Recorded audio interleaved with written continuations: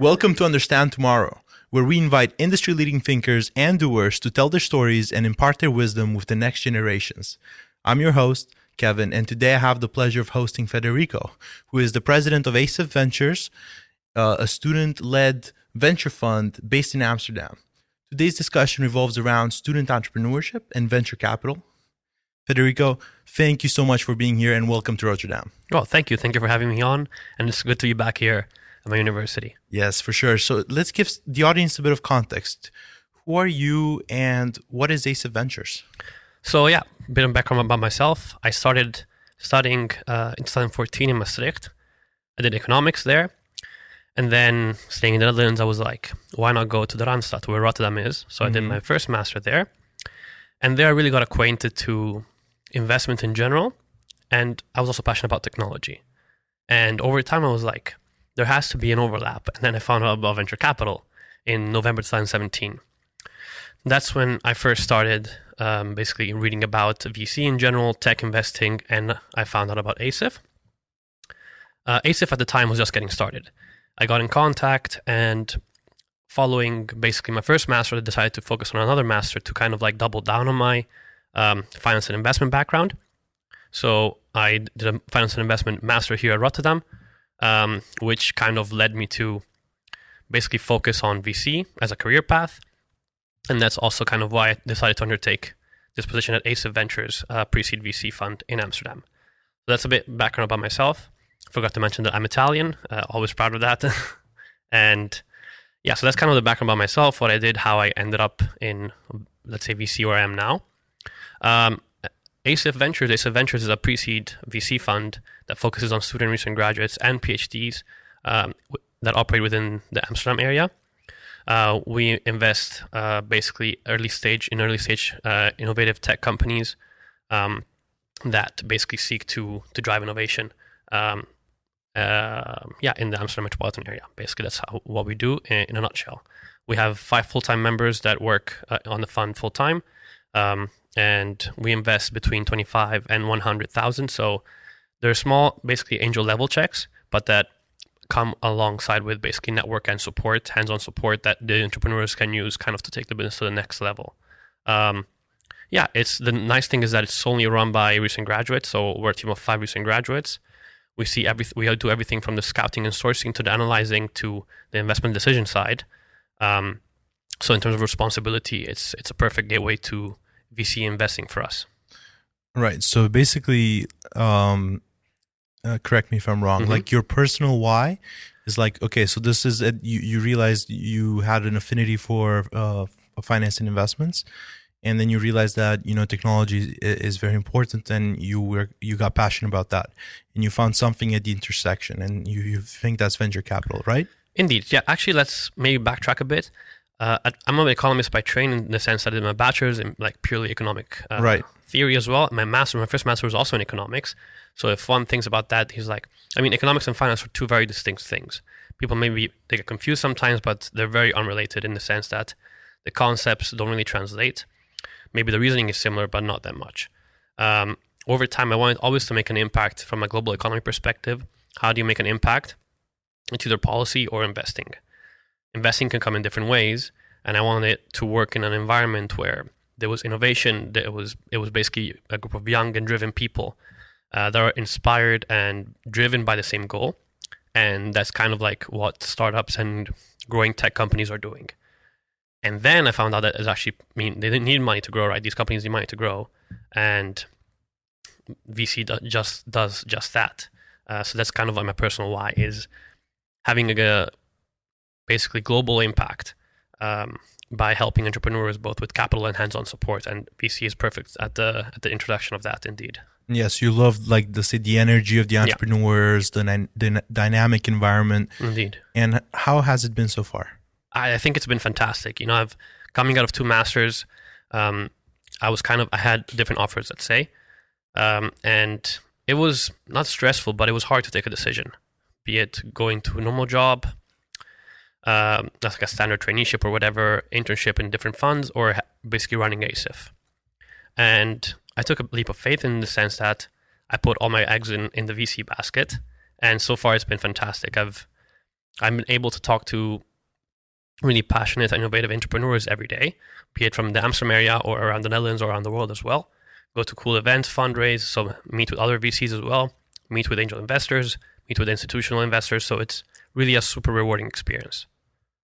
Yeah, and you strike me as someone who's always searching to learn more. So you seem very curious. You did 2 masters. Mhm. That's very impressive. I would like to say that. And I would like to ask you, what does curiosity mean to you? And most recently, what is something that you're curious about? Yeah, I think you struck on the fact of curiosity when you mentioned kind of like always learning. For me, curiosity is basically kind of not stopping until you find out the why behind something. And most recently, I think I did that when I started again to fundraise for ASIF. And a nice thing to see there is kind of the dynamics between limited partners and general partners. In this case, we're the general partners of the fund, managing the fund, and how the interrelations between LPs should work. So is it you need to update them on every small operational things that happen? You need to update them just on a quarterly basis. How do you engage with them in other situations? Those are things that they're not talked about because only experienced fund managers usually basically have their own fund and they know what to do. And both the emotional and personal relationship, but also business relationship, I think is kind of hard to understand unless you really have them. And for being a first-time fund manager alongside with my colleagues, it's a pretty unique situation. So that was my curiosity that spurred basically me into researching more into the topic. I think basically to wrap up the question is kind of going to a great extent to understand what something means and why something is there. All right, I love that. Same with me. Honestly, I really search for the why behind something. Like, even if it's something that I'm doing, I need to know the why. Like, yeah, that's just a must for me. And also, just in other people, I like to search for why they do what they do. I think that's more important than anything. Exactly. And also look at who they are and their identity and all that stuff. But I think, and let's get to the why behind ASIF, because I think that's super important. So. Basically, do students have the necessary support and resources to get a business off the ground? Yeah, so I think there's different ways of looking at it. The resources are there. They're just very hard to find and very hard to reach out to. Right. Be it investors in general, be it basically resources in like material, just to understand what's going on, even just on how to incorporate a company. Everything is out there, but it's impossible to find. So I think the resources basically have to be grouped under different umbrellas, be it incubators, be it companies, be it VC funds. I think at ASIF we strike that balance perfectly in a way that we basically help entrepreneurs that we invest, but we also don't invest in, by kind of guiding them from a strategic or business perspective into what they should do, what they should think about, connecting them with the network and the experts that they should tap into if they want to do something. And as well, the most important thing, capital and hands-on support. So once we do invest in them, kind of how do you take that business that you invested in and you believed in, and grow it to the next level?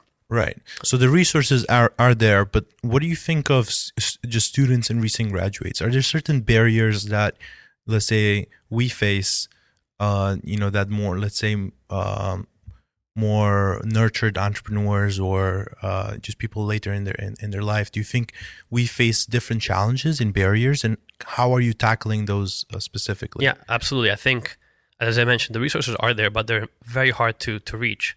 And why? It's because, seasoned investors and seasoned experts in general are not usually going to waste their time with a recent graduate that has less experience. Mm-hmm. And that's precisely what at ASIF what we're trying to do, is lower the barrier and bridging the gap between student entrepreneurs and basically the entrepreneurial ecosystem and the funding ecosystem. We are the accessible VC fund in the Netherlands in general, and primarily in Amsterdam. People should be aware that people like us exist, and that we're out there basically to help them. I think that's kind of a way that we're trying to basically achieve and tear down the barriers of this inaccessibility to capital and just support in the entrepreneurial ecosystem. There's a lot of people that want to give back, be it in the form of donation, be it in the form of time or mentoring, but it's reaching those people that's extremely hard. Right. And you need someone that has access to those people, but is also very accessible. I'm not sure if you have experience in reaching out with seasoned entrepreneurs or seasoned investors or seasoned professionals, Most of the time, I mean, they're busy. It's understandable. So how you kind of break down that barrier? At ASIF, we kind of the opposite. Like we welcome people that basically reach out to us, be it for strategic help, be it for investment, be it for just like ideation, brainstorming phase, feedback, anything that we can do to kind of spur and help entrepreneurs, we're doing, because then indirectly that spurs more ideas, more creation, and more business overall. Yeah, I think that, accessibility one, I think hits close to home. Like I think that in major part, students just don't have direction. Yeah. They need guidance. Maybe they need resources as well, but they need to go to a place where they know they'll get some sort of help, right? And they're not going to reach out to the seasoned entrepreneurs and the venture capitalists because, well, they don't have much. So you're saying you're that person. They come to you, and they get the help they need to get it off the ground. Absolutely, exactly. Let's say I would say to help them climb their first peak. Yeah, indeed. So just to get, and let's say once they have some momentum, maybe then you consider to invest in them. Is that right? Exactly. Okay, that's interesting. So in terms of, let's say, the Dutch student startup ecosystem, I'm curious. I've heard that there's not that many student-led startups out there. Is the market big enough for you? I think the market is extremely big. Okay. In the Netherlands, in the sense of like student entrepreneurs and recent graduate entrepreneurs. You have to remember that, like, we target everyone, be it a recent graduate, that means less than 3 years from graduation, which allows people to go work, maybe identify a problem or a need that needs to be addressed, and then work on that. PhDs and students, right? I think, of course, there's the majority of people still want to go into a safer job, right? Which is perfectly fine, want to learn more as well. But entrepreneurship is becoming more of a traditional path, a career path, basically. We've seen a lot of interesting startups from people that maybe are in their final year and want to really double down and focus on that, basically, even before considering a master or a normal working position. And they have this need that they want to satisfy in their brain, basically, which is creating their own company. And we see a lot of that, for example. I mean, the deal flow that we get is very impressive in terms of quality of startups, status of the startups, milestones that they have achieved, problems that they're targeting. So overall, we're really happy. Is it because ASIF has been an established player for the past 2 or 3 years? Is it because now there's more student entrepreneurs? It's kind of a chicken or the egg problem, right? So does your deal flow come because you're a more established player, or does it become because there's just more people that want to create new things? Right. To be honest, I don't really mind. I just like the fact that there's more innovation, more creation. So to answer your question, I think the market is definitely there. We've seen also established VCs in the Netherlands that basically are creating their own student-focused fund or recent graduate-focused fund to target these niche sector of entrepreneurs. A unique statistic is that in every 3 successful startups is founded by a recent graduate, which is incredibly impressive statistic if you think about it here in the Netherlands. And I mean, that just shows the potential that young entrepreneurs have. Of course, you have to have experience, and maybe you can get that with the investors on board, with the advisors on board. But the drive and the motivation and the creativity of young people is also what makes a change. Right, but like, here's a statistic from my side. I think so. I'm in a graduating class this year of International Business Administration, so IBA at Erasmus University. Yeah. And I think the statistic for the class that just graduated last year is that 2 people out of about 550 actually went on to work full-time on their startup. So it's true that increasingly people want to, let's say, take ownership and be their own boss. But at the same time, maybe I'm not seeing the same potential here, which strikes me because this is I think maybe the 5th largest university here in the Netherlands and relatively renowned for business especially. So why is it that so few students go out of university, with let's say, most go to corporate? Why is it that only 2 out of 550 go to start their own business? There's a few examples. Well, first, just let me say that if they want funding, that they should reach out to me for sure, for ASIF. if you need investment, you're always interesting to talk. And the second point is definitely a key statistics to kind of unpack. And I think there's a few things that we have to analyze. One is, what type of study are we considering? Right? You said IBA. And International Business Administration, although Erasmus is a very entrepreneurial university, sets you up more primarily, unless you take specific electives, for a traditional career, which is perfectly fine. But an entrepreneur doesn't also need to be just inspired by its own mindset. It also needs to be inspired by the people around, right? Right. So it's hard if every person does similar things that are more traditional to kind of have this creative spark or initiation. That's why if you take entrepreneurship courses, you're more likely to start something, because around you there's people that are creating something else as well. And another thing is, where do usually entrepreneurs come from, especially in the Netherlands? Is it more from business universities? Is it from tech universities? Is it from somewhere else? It really depends, right? Usually you kind of need to have been exposed to kind of the tech ecosystem. And I think ETC is doing just that, kind of like really engaging the typical business or economics graduate, exposing them to kind of like innovation and what big data can do in general to business, right? They don't have to fight they have to basically coexist. Right. So I guess you're saying that the culture is not there. I think if you look, for instance, in, let's say, Silicon Valley, now that's the other extreme. That's the other extreme. Indeed. But there's like, everyone's doing it, you know, and there's success stories everywhere. Why not give it a shot? You know, you have the people, let's say, you have what you need. Just do it. Yeah. Maybe that's the same culture, and maybe also a safety net. Indeed. I think maybe those two things are lacking. Yeah. So I was reading an article the other day, completely relevant, but basically one of the key points was that success is celebrated in Silicon Valley, while here it's like kind of like frowned upon. Right. I'm not sure if it's basically the whole explanation, but it definitely contributes to the culture of it. And I think the culture here is developing, right?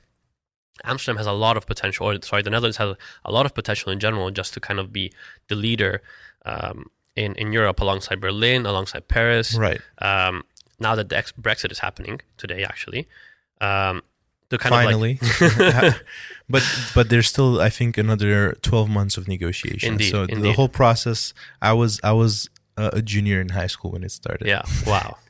Thanks, UK. But yeah, so I think like there's a lot of opportunity, and now that the government is jumping on board as well with the new initiatives like Startup Delta that now transformed into TechLeap.nl, engaging more with institutional investor and increasing the amount of venture capital, which then will allow more companies to grow. More companies to grow then can also hire more key people, and these key people can then learn and work in a fantastic environment and then start their own thing as well. And that's kind of how Silicon Valley started. A few investments from Sequoia at the beginning, spurring kind of complementary companies that work together and growing the ecosystem. I mean, we're not that far behind in the Netherlands, but there's still a long way to go. And I think there's like institutions or organizations like ETC as well that are engaging with the current ecosystem and improving basically the mindset of entrepreneurs, like what ASIF is doing. We also throw a lot of events. We publish a lot of resources, and we're always there to help, to kind of spur and engage with the ecosystem that I think has a lot of potential, but there's still a long way to go. Yeah, I think, arguably we're something like 5, maybe 7, maybe even 12 years behind, but I think it compounds on itself. Indeed, so indeed. Once we get it going, exactly, it's just it really compounds on itself. Yeah. Like the culture is now, it's just it's still at the very beginning. Indeed, I think as we as people take action, this is going to create more and more action. Exactly. So it's just it's going to be a ripple effect. Indeed. And I think Europe will catch up. I was at TechCrunch Disrupt just a few months ago, and I talked to a lot of venture capitalists, and they're looking at Europe as kind of like the new US. Like it has the potential. It's getting started, and people are acknowledging, and they're putting their money on it. I also believe in it. Absolutely, I think it's just a matter of time. It's just a matter of time, exactly. And we're playing at the forefront of that now, right? Like being really in the younger aspect of this ecosystem, driving the student community into that via events, resources, content, investment, hands-on support. doing that, it will kind of like foster the ecosystem. That's why I'm super happy to be in this position. I think you are the same, in being kind of like the driving seat in this. Right. And I think we're starting from almost nothing to some extent, but we're taking that initial step, which I think is crucial. Exactly. And the risk is, there's outsized risk. Like, how would probably, probabilistically speaking, not a lot of the startups that you support will work out, but the ones that will make up for that. And on top of that, you're creating this ecosystem that if you think big picture, high level, 10, 20, 30 years in advance, this is a really good place to be in. Exactly. And that the fact that you're spearheading, this, I think a relatively major issue, that also personally resonates with me. And I try to do what I can here with Erasmus Tech community as well. Now, so you're saying the opportunities are there. Okay. There are, it's just getting started. Now there's enough, at least you have enough on your plate for the 5 people that you are, right? Yeah. So you have enough work, but how do you go about, let's say, identifying and maybe screening through all that noise, all those maybe just kind of like, probably some people in a week or two in, they already message you and they say, oh, we have this idea. How do you kind of filter that through and try to get to the entrepreneurs who will really make something happen? Yeah, well, that's a great question. And I think also one that maybe also the audience would like to hear. And given that we're pre-seed VC fund, we tend to look at 2 things primarily, and then the other things that are kind of adjacent. And one is team, of course. So who is on the team? How driven is the team? How motivated they are? What skills do they have? How entrepreneurially minded they are, and whatever. And one is the market. You always want to be playing in big markets. If not, you want to create a new market.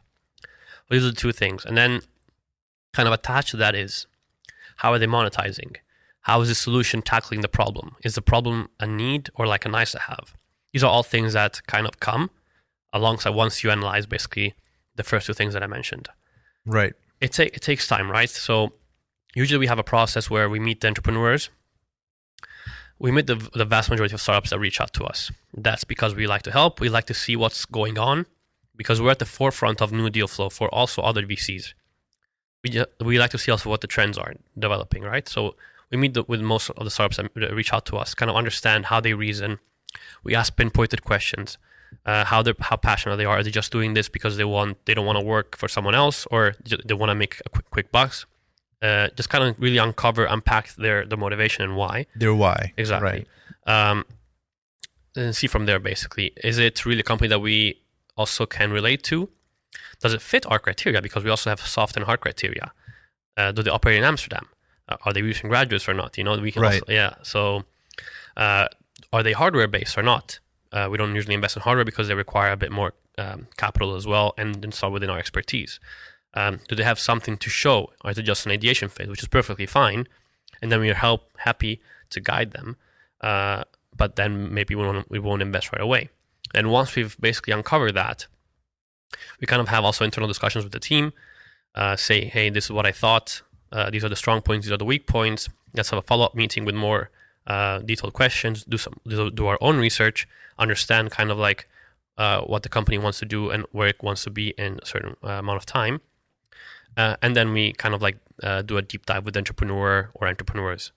And that's where I think it's really interesting. You come with your case as a VC, and they come back to you with like their ideas as co-founder or founders.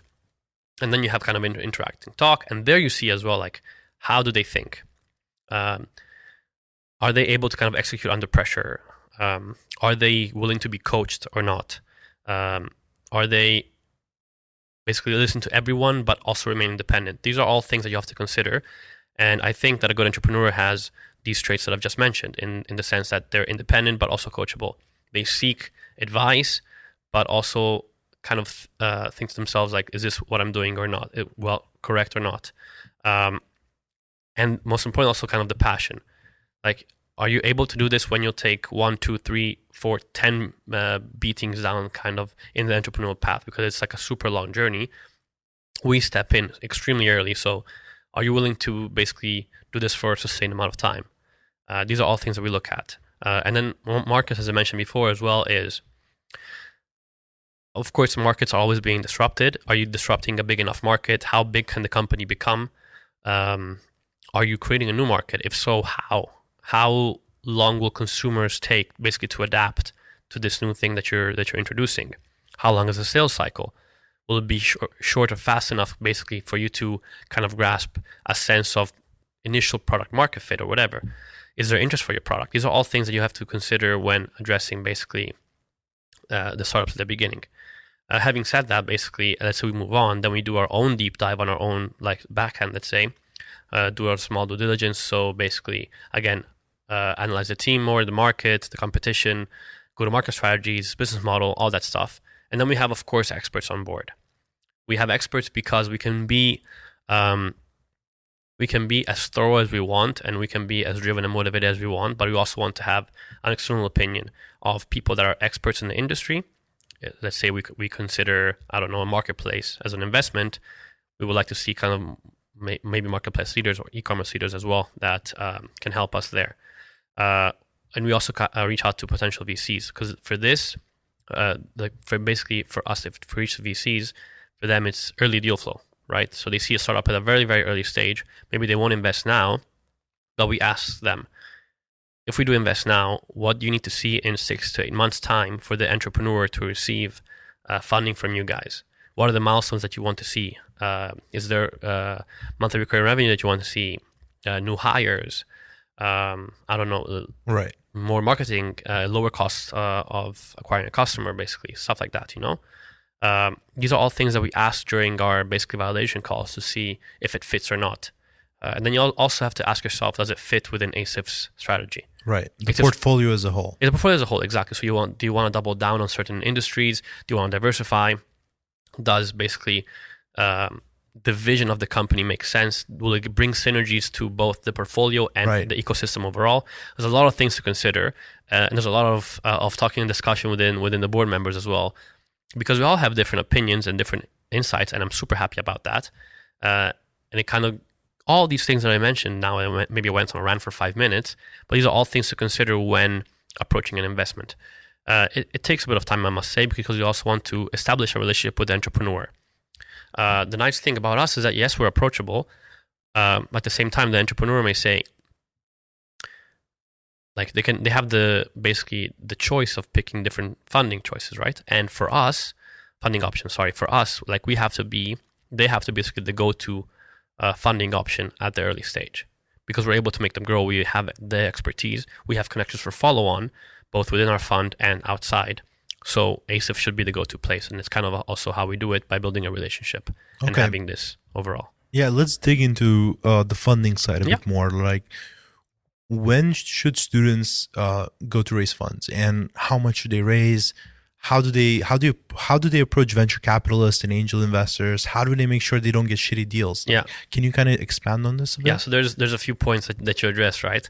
How much funding you want to raise, it depends at what stage you are, where you want to be, right? What type of product you're doing or developing, if you have already something, if you have revenue. There's a few things to consider. Always raise what you need plus a buffer. That's kind of the go-to. Right. What you need is a hard question, but again, it depends on company to company, right? Mm-hmm. If you need a lot of legal costs because you're doing something that maybe playing in a regulatory field that's hard to grasp at the moment, then also take that into consideration. If you're doing hardware, for example, you'll definitely need a higher injection of capital because you're producing the goods. So it's all things to take into consideration. At the same time, you also ask, basically, how can they approach VCs or angels? How they make sure they don't get really bad deals and stuff. That's also why we're there. We take meetings with startups that maybe don't even have an idea of what VC funding is. They have a fantastic maybe idea from their research or from their tech background or a problem that they think they can solve, but they don't have anything put in place yet. And other than the business model and whatnot, that can be kind of like learned online or from your previous courses, is we understand who you want to get in bed with and why. So usually our terms are very founder friendly. That's also kind of our selling point, being accessible, being pro founder, and supporting hands-on compared to what is already out there. But how do you know if I'm getting a bad deal or not? How do you know if this person will actually commit the time that he or she said they'll put into if they invest? Right. That's why I said it's a people's business. It's a relationship building with entrepreneur and with the investor. Really kind of, on one side, the VC is kind of trying to understand if the startup makes sense for them to invest in. On the other side, the entrepreneur should be like, are these the investors that I want to be working with for, I mean, for us, it's a different case, but in general, it's from 5 years onwards, 5, 7, 10, 12, 14 years even sometimes, until exit. So you have to really make basically a solid research on your side, both during the meetings and outside. See, are these basically the people that I want to be working with? How do you do that? And it really depends on what type of investor you want. Do you want a strategic angel? Do you want a early stage VC? Do you want access to like other networks? Do you just want money and do it all yourself? It really depends. But I think a key point for the entrepreneurs is kind of understanding what type of personality they want on board, and with that also how much and what they want to do with the investor and with the investment in general. Again, it really depends on the type of vision you have with the company and what you want to do. Yeah. But these are kind of like the key takeaways that I would say. Right. And I think we should accentuate that entrepreneurs, at least there's a picture that basically entrepreneurs will take, basically they always go after the angel investors and the venture capitalists, and they're willing to take the money. But I actually think that they should be very cautious and selective and really make sure that these are like, let's say, the long-term people. Like, you want to work with these people. Exactly. You want to get something more than money. Money is cash right now. Yeah, we're in the free money era. Indeed. Right? Printing just all the time. The money is there. Exactly. You will get the money if you have a decent idea and a good team, right? So that's the thing. I think entrepreneurs need to be very selective about that. And I have an interesting quote from Peter Thiel. He says that all failed companies are the same. They fail to escape competition. And he also suggests that you can escape competition through authenticity. What do these quotes mean to you? For me, I mean, when I think about that, I think he's addressing kind of like the point of execution. Can the entrepreneur execute in a market? With big players, right? And competitive players as well. I mean, anybody can copy an idea basically, but it's up to you and your team to kind of make that the go-to idea. And that's kind of what I also use, or what we use as ASIF, is trying to understand if the team, say in this case, that we're considering, is able to do that. What if they go out and play in a market that is innovative now, but won't be innovative in 5 years? Will they be able to survive? Yeah. This is a question that you also have to think about, and you have to kind of really rely on the entrepreneur itself or themselves to kind of to see if that's possible. Authentication, what Peter was referring to, is basically the differentiating aspect. Why would people, businesses, consumers, whoever, why would they choose you? Are they willing to pay a premium because you're offering a better service? For some time, most of the time, if you're offering that in a good way, for sure. But who's able to do that? And it comes down to the entrepreneur itself. Yeah, I think you really hit the note there. I think another concept that is links together what you've said is, we always think about product market fit. We think, and that's truly something very important for a business to work. But I think if you think in the long term, most importantly, you're searching for a founder product market fit. Indeed. Right? So you want, you are the right people to execute on the business side of things. And I think that business should feel like the business that you are creating should feel like an extension of yourself. Indeed. So you should feel like just an authentic extension of who you are. So I think that's what I think Peter's trying to say here. And also you're trying to say that you should try to offer something that is better on, different dimensions, meaningfully better on certain dimensions, so that you can, differentiate yourself from competition, which is pervasive nowadays, of course. Right. And knowing that most businesses fail, and I might be wrong, but I think student businesses fail even more often, right? They don't have the experience and the network and the know-how, so on and so forth. As an investor, you're searching to build out the ecosystem. You're searching, for that, to nurture that potential. Yes. But you're also searching for, in the long term, you're searching for reasonable returns on your investments. Probabilistically speaking, how can you play this game and actually make money? Yeah, I think I'm going to say something a bit cheesy, or at least in the venture capital world, it's always swinging for the fences, right? When you're considering an investment, you always have to think, if this investment succeeds, how much will it generate? Will it be attacking, again, this goes to the questions of market, will it be attacking a huge market, a huge opportunity that can generate really ridiculous returns? Or is it something that, yes, is innovative, yes, it's completely different from the status quo, but doesn't make a difference financially? That's kind of also what standard VCs think of, And I think the key is kind of understanding where will the company be. Of course, the problem with being pre-seed VCs is that the company now will change 5, 10, 20 times depending on how the company grows, which market they operate, how the team is doing. And that's really hard, It's basically targeting people that have this growth mindset and being passionate, again, about what they're doing. I just said being kind of having an extension of yourself, and how you can do that, because if you have this extension of yourself, then the company is you, and then you want to make the company the biggest thing that is out there. Right. And then you can have, probabilistic speaking, the biggest return basically for your money. And you can adapt, you can pivot. Exactly. And you'll be unstoppable. Indeed. Right? Indeed. If you have that ownership mindset. Indeed. Right, not just to make some bucks or to be your own boss. It goes a bit beyond that. What you should do should feel very authentic to yourself, and getting to having this mindset. I'm curious from your perspective about ASIF. Like, how is ASIF gonna evolve over the next, let's say, 5 to 10 years? Mm-hmm. What do you think are some of the things that you should be doing, maybe you or the next board, to kind of prepare for that? Yeah, so I think it's a good thing that you mentioned that the next board, right? So our positions are only for 1 year. So we start in September and we're going to finish in September, which on one hand is nice because it gives you basically different ideas coming in for ASIF, but at the same time, it's hard for longevity and consistency with the fund. Of course. We're kind of already organizing the recruitment, and while it's super nice and exciting, we're only halfway through our year. We want to say more and do more things for ASIF. But it has to happen. It's the same challenge that we face here. Yeah, exactly. I had to let go. Indeed. It's what it is. Indeed. It hurts, It hurts. Something that you work on, but I'm happy to look at more, let's say, more talented people as well to come on. To basically answer your question, what do I think will happen or needs to happen for ASIF in 5 to 10 years?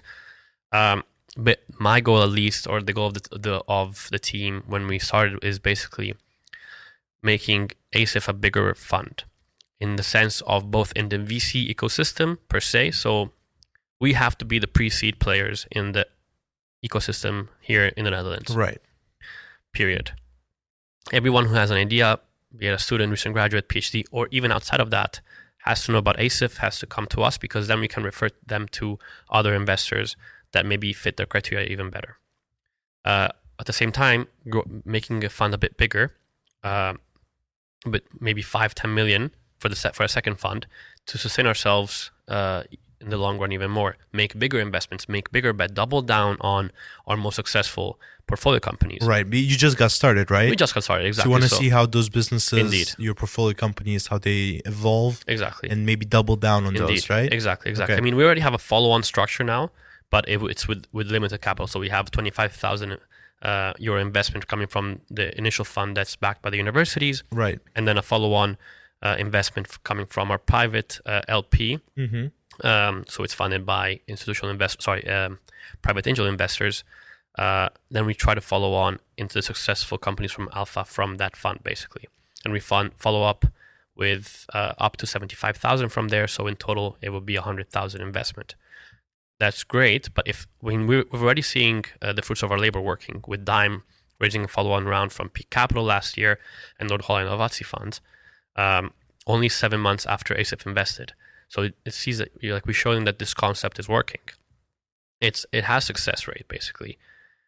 why not take more advantage of this, spurring more activity in the entrepreneurial ecosystem, double down on that. I'm not saying we have to create a 100 billion euro fund like SoftBank, Right. but a decent skill which can make also ASIF a serious player in the pre-seed VC ecosystem. Okay, that's super exciting. And now we have to wrap up. Mm-hmm. And I think this is super relevant to the audience. Mm-hmm. Could you share your top 3 lessons for founders, like you have learned over the years, both as a fellow student and in ASIF and in the teams you've worked? What are 3 lessons they want to leave our audience with? Yeah. So number 1, I think, is this: think about team dynamics. The majority of the startups fail, yes, because of competition, but because the team wasn't able to execute. And it's not because the team wasn't good enough; it was because of co-founder problems. Right. So really work with people that you can trust, that you get along with. Of course, there will always be arguments from a business perspective, but there also has to be that kind of like click from a personal and from a personal perspective, basically. So really think about that, because they're going to be your business partners for, as I said, from now until maybe 10, 12, 14 years, depending on how the company is doing, if not longer. Right. You should want to work with these people for the rest of your life. Exactly. And you want to have that tick, Indeed. So the average startup lasts longer than the average marriage in the US. Yeah. That's a super interesting fact. Indeed. So really interesting. Consider that. And so the average successful startup, but that was okay. The second I would say is don't take no personally. Mm-hmm. And I've heard a lot of no's personally as well from employers, from investors that did not want to fundraise. And yes, to a certain extent, it's because of yourself personally, right? So your own persona. But it only takes one yes to change everything. So it's hard. It's really hard from a personal perspective to not take it personally, but really overcome that. Just treat it as a feedback loop, basically. And then once you have that yes, everything will start to turn around. Be it for fundraising, be it for clients, be it for employees, anything.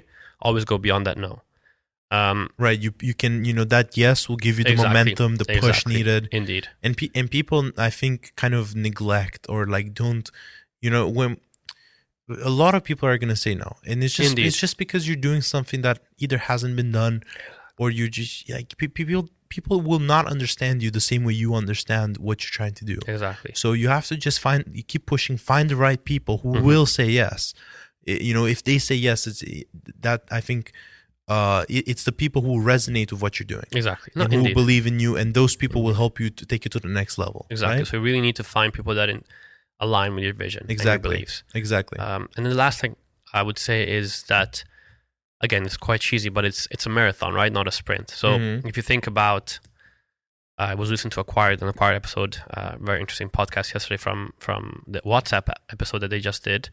And they had this reference where prior to product market fit, but also prior to basically having success just with your startup, everything is kind of like pushing a big rock, an uphill mountain, right? Everything's super hard. You can get clients, you can get funding, you can get employees on board. But once you're over that hill, then you're basically on the momentum side of the rock. So you're rolling with it and everything starts to flow. And that's when you achieve product market fit, basically, but also just like founder market fit, as you said before. So again, this is just to stress the importance of considering it a marathon and not a sprint. Those are the 3 things I would say. And I think they maybe also answer the point that you asked before, like why we see so little entrepreneurial activity. It's not for everyone. It's really exhausting from a mental perspective, from a working perspective. So people really have to believe in what they're doing, and have to be passionate about that, and have to have also the courage and the guts to do it. So that's also maybe why we haven't seen that much of activity yet. Right. But if you think you have potential, go talk to Federico. Oh, absolutely. Please. All right, Federico, thank you so much for coming all the way here to Rotterdam. Absolutely, my pleasure. It was a pleasure having you. Thank you so much. Thanks for having me on. All right.